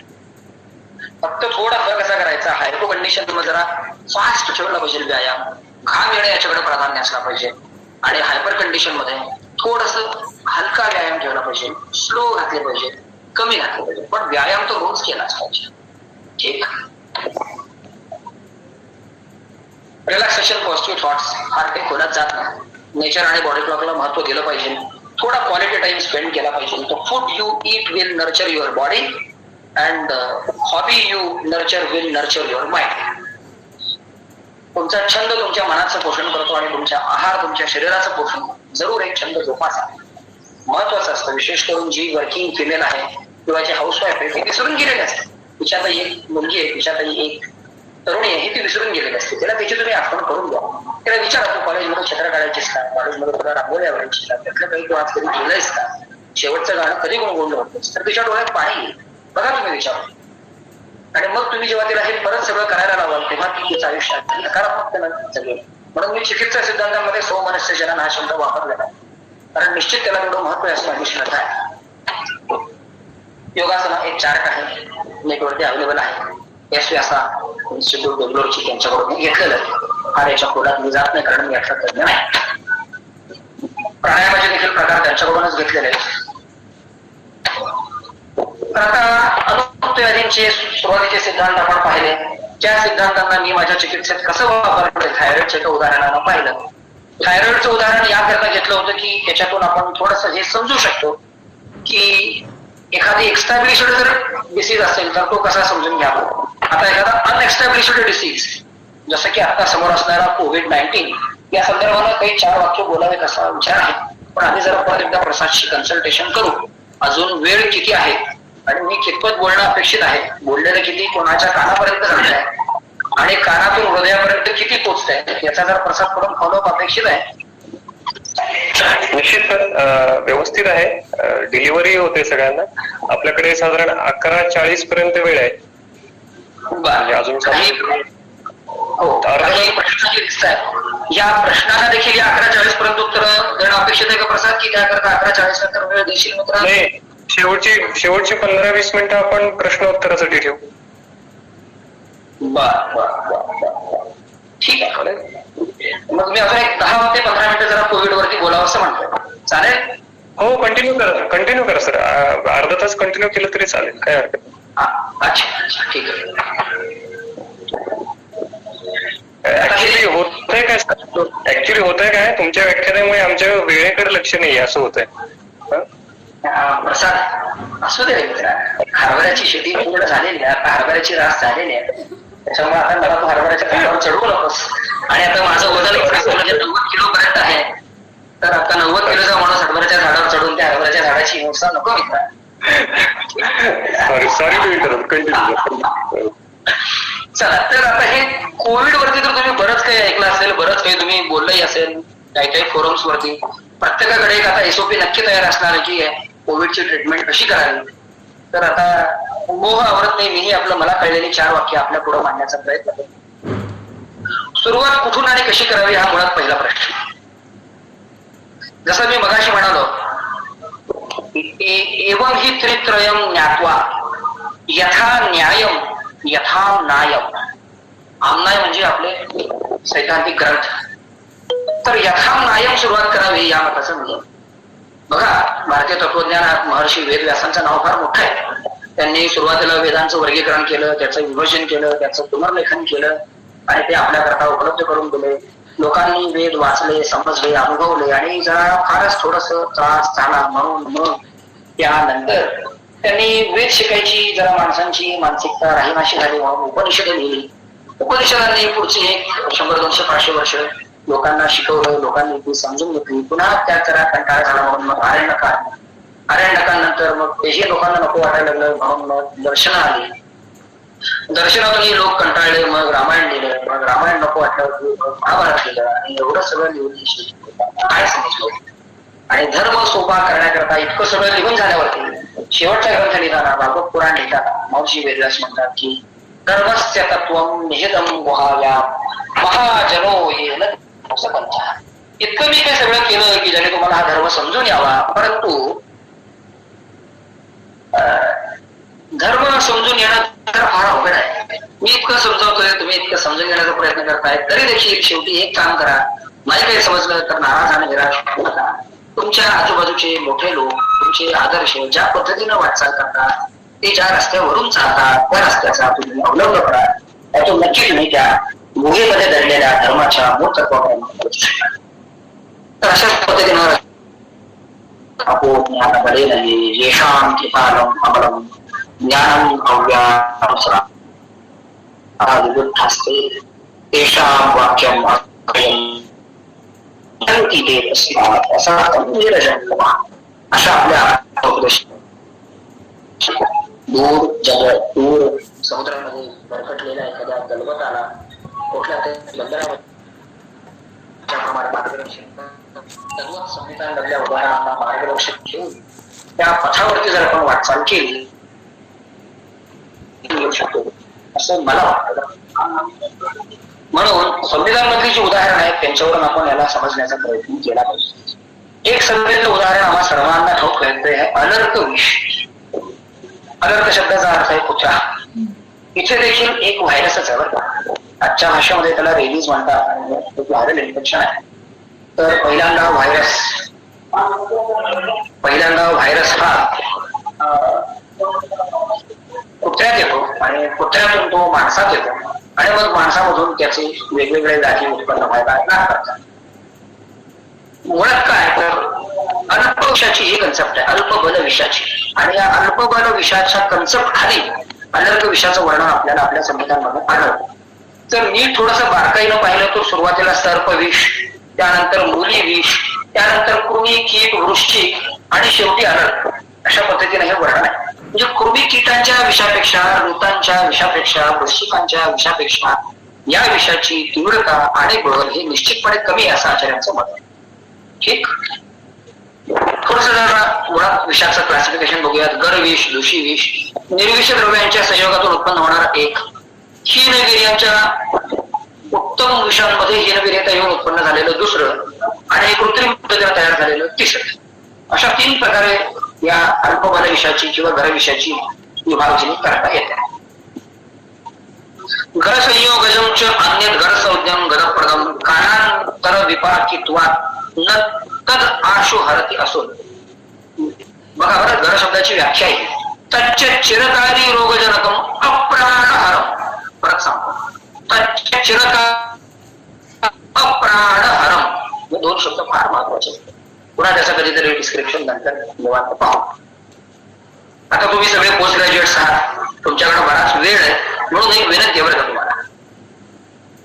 ही स्लाइड सगळ्यांना दिसते, 31 नंबरची स्लाइड आहे. तिच्यावर शेवटचं जे वाक्य आहे तेन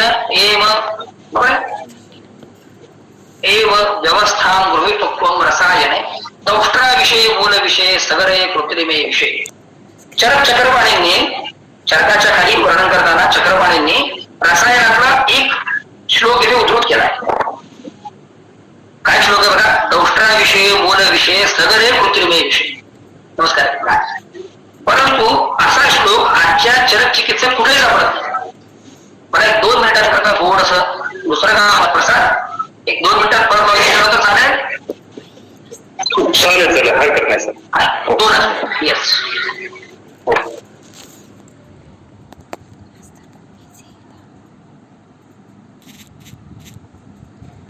रोग जनकम अप्राणहार हा एक महत्वाचा शब्द आहे बरं. याच्याकडे आपण सगळ्यांनी थोडं लक्ष दिलं पाहिजे.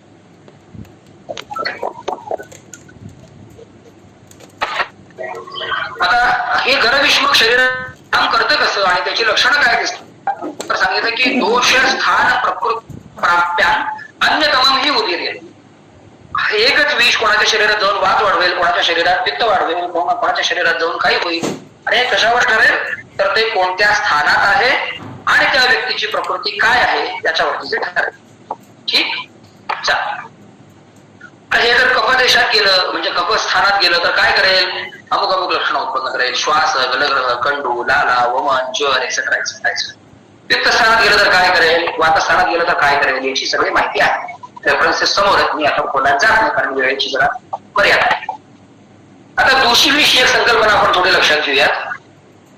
विषम एक दोषम संदूष्य. एकदम सगळ्या दोषांचा दृष्टी होत नाही तर एकेका दोषाची ती दृष्टी होते आणि मग त्याच्याकडनं क्रमाक्रमानं सर्व दोष दूषित होत जातात. ठीक. चिकित्सा माहिती आहे आपल्याला, क्षाराच्या सर्वांना कल्पना आहे. जोशी विष, त्याच्यामध्ये काय करायचं असतं तर पंचविध शिरांचं कर्तन करायचं असतं. शिराकर्म पंचविधम, बरं का, 5 प्रकारच्या शिरांचा वेद आहे, पंचकर्म नव्हे. बाकी सगळ्या गोष्टी स्थानम जय ही पूर्वस्थ स्थानस्थस्य विरुद्धमचे विशेष चिकित्सा आपल्या सर्वांना ठाऊक आहे. आता इथे एक लक्षण दिलं बघा, मृत एव शस्येन मर्त्य, हे असाध्य लक्षण आहे कफप्रधान दृष्टीचं. आज आमच्याकडे येणारी कंडिशन हीच आहे, स्रोतस्थवरोध रुद्ध वायुस्तू, बरोबर आहे, ठीक. क्षारागत कसं बनवायचं काय, जरा मी फक्त खालच्या 4 ओळी मुद्दाम घेतल्यात कल्पापेक्षा सुद्धा. सर्व विषय शोथ गुल्म त्वक दोष हर्ष भगंदर प्लीह शोथ अपस्मार कृमी भूत स्वरस्वेद पांडू मंदाग्नी श्वास उन्माद, इतकं काही सगळं क्षारागताने बरं होतं. आज सापडणारे जितके सगळे लक्षण आहेत ती सर्व यात कव्हर झालेली आहे, सर्व निर्धान सकट. आता अलर्क विष काय असतं आणि अलर्क विषयाची चिकित्सा कशी आहे त्याचे हे श्लोक आहेत. त्रिदोष प्रकोप, धातू विपर्य, कफवात प्रकोप आणि त्याच्यातून हृदरोग, शिरोरोग, हृदरोग म्हणजे हृद प्रदेशातले रोग, शिरोरोग म्हणजे शिरो प्रदेशातले रोग, ज्वर, स्तंभ, तृष्णा आणि मूर्छा, इतकी लक्षणं उत्पन्न होतात आणि या लक्षणांतून पुढचा सगळा होणारा कॉम्प्लेक्स घडतो. अगदी सोपे योग सांगितले. कंठगत विष असेल तर काय करावं, रसगत विष असेल तर काय करावं. मी मुद्दाम असेच योग की जे वापरता येतात, ज्यातले 3-4 योग मी तयार करतोय आणि आता सध्या वापरतोय ते.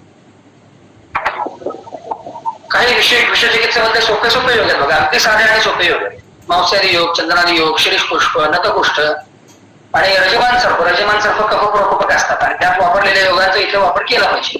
हे आम्ही तयार केले विषादी चूर्ण आणि छान कामाला येते आपल्याच्या सर्दी खोकला. पथ्य आहे, पथ्य आपल्याला सगळ्यांना ठाऊकच आहे. विशेष करून अविधाही आहार विहार दिला पाहिजे हे महत्व आहे.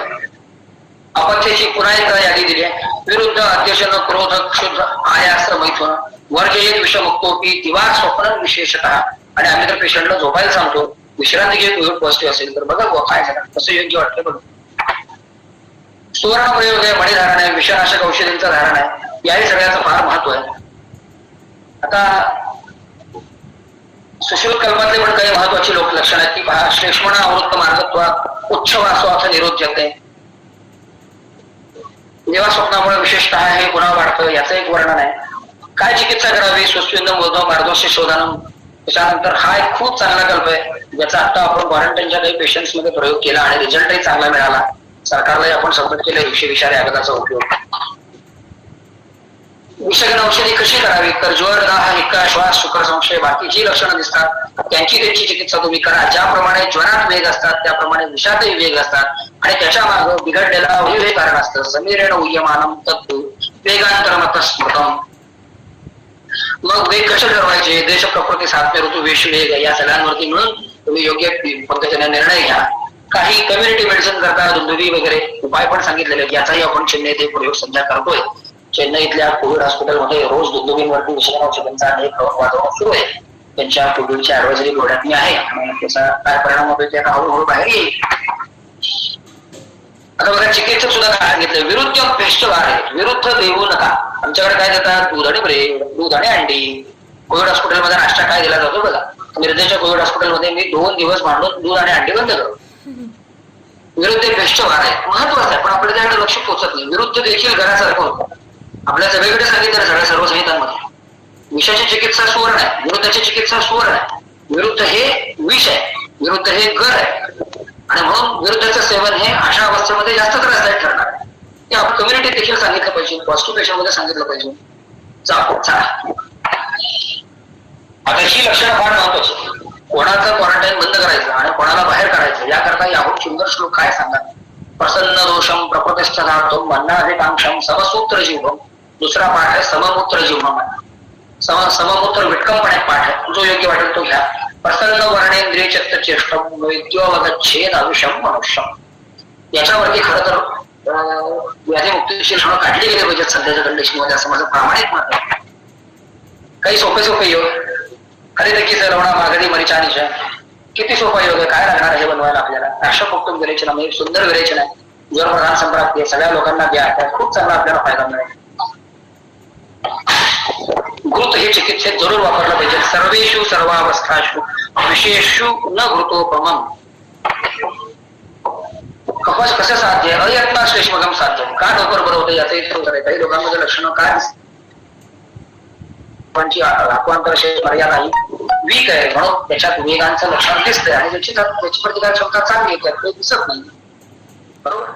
हे 16 उपद्रव सांगितलेले राजकृष्णाने 6 वर्ष नव्हती कोविडची ती वाढवून त्याने 8 केली. अमेरिकन नॅशनल डिसीज हेल्थ सेंटरने ती 12 केली आणि आता स्वित्झर्लंडने ती 14 केली. ती 14च्या 14 या 16 आहेत मित्रांनो. तरी देखील आम्हाला अजून समज येत नाही. विषय बिघडण्याचा जलकर्ताचा कल्प आहे, खूप सारा सोपा कल्प आहे. श्वास कास हा कल्प आहे. मी मुद्दाम हेच असेच कल्प काढले की जे वापर प्रेझेंटेशन मी दक्षिण भारतातल्या 4 राज्यांची एक कमिटी आहे जी कोविड ऍडव्हायझरी बोर्ड नावानं काम करते. सुदैवाने त्याच्यात मी आहे, तर त्यांना दिलेलं प्रेझेंटेशन आहे, त्यातल्या महत्वाच्या स्लाइड आपल्याला दाखवतो. आणि केरळचा जो प्रोटोकॉल आहे त्यात यातले 2 कल्प वापरले. कुठल्याही रोगाची चिकित्सा कशी करायची, विषामध्ये येणाऱ्या त्या रोगासारखी करायची, परंतु दोषानुबंधम मानोच्च विषतंत्र अविरोधीला. त्या रोगाची चिकित्सा तर करा, परंतु विषतंत्राच्या अविरुद्ध अशी करा. आणि थोडं जरी शिल्लक राहिलं अल्पमपी अवशिष्टम ही व्याधी म्हणायची. ते मोदींनी पण त्यांची तिसरा भाषण अवशिष्टम ही व्याधी म्हणायची. अनर्घ विष लिमिटेशन्स काय आहेत? अनर्घ विषाखाली याला घेता येईल का? हो, नक्की घेता येईल, परंतु त्या कुत्र्याला तो रोग झालेला असतो का? खूप झालेला असतो. मग इथे माहित नाही ज्याला तो ध्वंस आहे का? हो, तो सुरुवात जरी विषम असली घेऊन पोहोचलेला आहे. विषचिकित्सा अधिक जलमधोध्वंस अशी आपल्याला संयुक्त ट्रीटमेंट करा. पुन्हा ठरवा जग म्हणतो स्वास्थ्य स्वास्थ्य रक्षण पहिल्यांदा, आकर्ष विकार नंतर. सुश्रुत म्हणतो राजपसृष्टानं व्याधी मोक्ष आणि स्वास्थ्य स्वास्थ्य रक्षण नंतर. आपण काय करावं? आज दिसतंय काय आपल्याला? ज्वर असतो, श्वास आहे, कास आहे, विष आहे, मंदाग्नी, कफिपित्ताचा समुत्क्लेश घडून त्यातून प्राणवह आणि रसवह स्रोतसाची दृष्टी ही महत्वाची संप्राप्ती आहे. विकार विघातकर भावांचा अभाव व्याधीला वाढवतो. विकार विघातकर भावांचा अभाव व्याधीला कमी करतो. अग्निरक्षा, धातुबल वाढवणं, ओज आणि व्याधी क्षमत्वाकडे लक्ष देणं हीच या चिकित्सेची पायाभूत सूत्र आहे. आता पॉझिटिव्ह पेशंट 3.5 लाखांपर्यंत आहेत असं कोणी म्हणतात, कोणी म्हणतात 5 लाख आहेत, कोणी म्हणतात तुम्ही तपासण्या करतच नाही. जे असेल ते असेल. टोटल पॉप्युलेशन किती हो? 130 कोटी आहे. आता मला सांगा काय महत्वाचं आहे? 130 कोटी मध्ये अगदी 5 लाख जरी रुग्ण झाले तरी त्यांचा टक्का किती? लक्ष कुठे गेलं पाहिजे? प्रिव्हेन्शनवर का क्युअरवर? दोन्ही केलं पाहिजे, पण प्रिव्हेन्शनला आधी महत्व दिलं पाहिजे. मग कसं कसं करता येईल? आम्ही काही 7-8 टप्पे केले आणि या टप्प्यांवरती आज आयुष मंत्रालय काम करतात.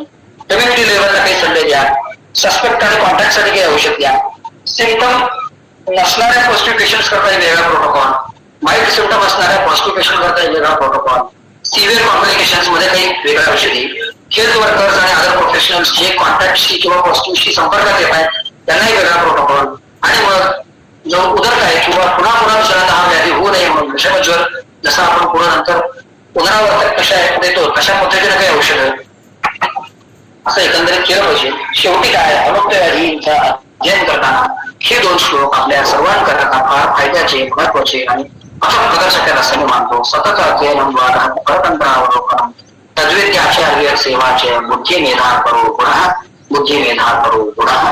आयुष्यम भोजनम जीर्णे वेगानां च अविधारणम ब्रह्मचर्यम अहिंसा च साहसानां च वर्जनम. आयुष्य करगण वरचा मेधा करगण सारांशानं इतकं जरी आपण लक्षात घेतलं तर दोष, दूष्य आणि निदान या तिघांना लक्षात ठेवून निदानाचं परिवर्जन, निदानानं शरीरात बिघडलेल्या दोषांच्या, गुणांच्या, विपरीत गुणांचा प्रयोग आणि दूष्य दुरुस्त करणारी काही औषधं असं एकत्रितपणे जर आपण चिकित्सा केली तर आपण सर्व मुक्त आणि अमुक्त व्याधींची चिकित्सा यशस्वीपणे करू शकतो. आता बघा एक उदाहरण देऊन सांगतो. कासामध्ये वातज कास वेगळा, पित्तज कास वेगळा, कफज कास वेगळा. पित्तजाचं औषध कफजाला चालणार नाही, कफजाचं औषध कदाचित वातज वाढवेल. असं असताना देखील आपण एक लक्षण पाहू शकतो की चवनप्राशाच्या चिकित्सेत पंचश्वासान पंचकासान कसं मला सांगितलं? मग पंचश्वास पंचकास खरे का वातज पित्तज कफज प्रकार खरे? काय खरं? याचं उत्तर असं चवनप्राश हे खवैगुण्य, दृश्यदृष्टी किंवा स्रोतवैगुण्य दूर करणारे औषध असल्यामुळे जरी शरीरात दोष बिघडले गेले प्राणस्रोत इतकं बलवान होईल की त्या दृश्यांच्या उत्तम गुणांमुळे त्या ठिकाणी स्थान संशय होऊ शकत नाही आणि स्थान संशयाच्या अभावामध्ये पुढचं कुठलंही काम होऊ शकत नाही. वसनाच्या अवस्थेलाच दोष टिकून राहतील आणि दोष दृश्य समोरची अनेव संक्रांती दोष दृश्य समोरच्या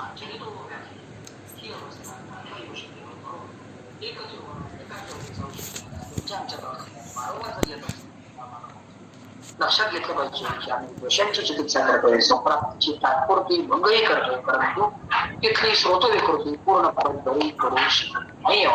म्हणून असं वाटतं ही रसायनाच अपुनर्भव रसायनाशिवाय शक्य असं मत आहे. त्या ठिकाणी अनुक्त व्याधी या विषयावरती जे काही मला बोलायला संधी दिली त्याबद्दल प्रसादचा आभारी आहे आणि प्रसादच्या माध्यमातून या गव्हर्नमेंट शासकीय आयुर्वेद महाविद्यालयाचे जे काही थोडाफार माझ्यावर गुण आहे माझे बंधू त्याचे विद्यार्थी दुसऱ्या गोष्टींचे ते स्मरणात राहील वारंवार असा उपयोग घेईल असं मी मानतो. आणि त्या ऋणातून उतराही तर होऊ शकत नाही पण त्या ऋणाचं एक स्मरण म्हणून मी हे प्रेझेंटेशन आहे व्याख्यान माझ्या भावाचे गाईड आणि मार्गदर्शक श्री श्रीराम सावळेकर यांनी माझ्या भावाला आणि मला दिलेल्या प्रेरणेला अर्पण करतो. या ठिकाणी आपल्या सर्वांची रजा घेतो. शांतपणे इतकं काही सुसह्य करून ऐकून घेतल्याबद्दल सर्व श्रोते वर्गाची पुन्हा एकदा आभार मानतो. प्रसाद ओके, धन्यवाद सर. खरंच म्हणजे तुमचं एवढं ज्ञान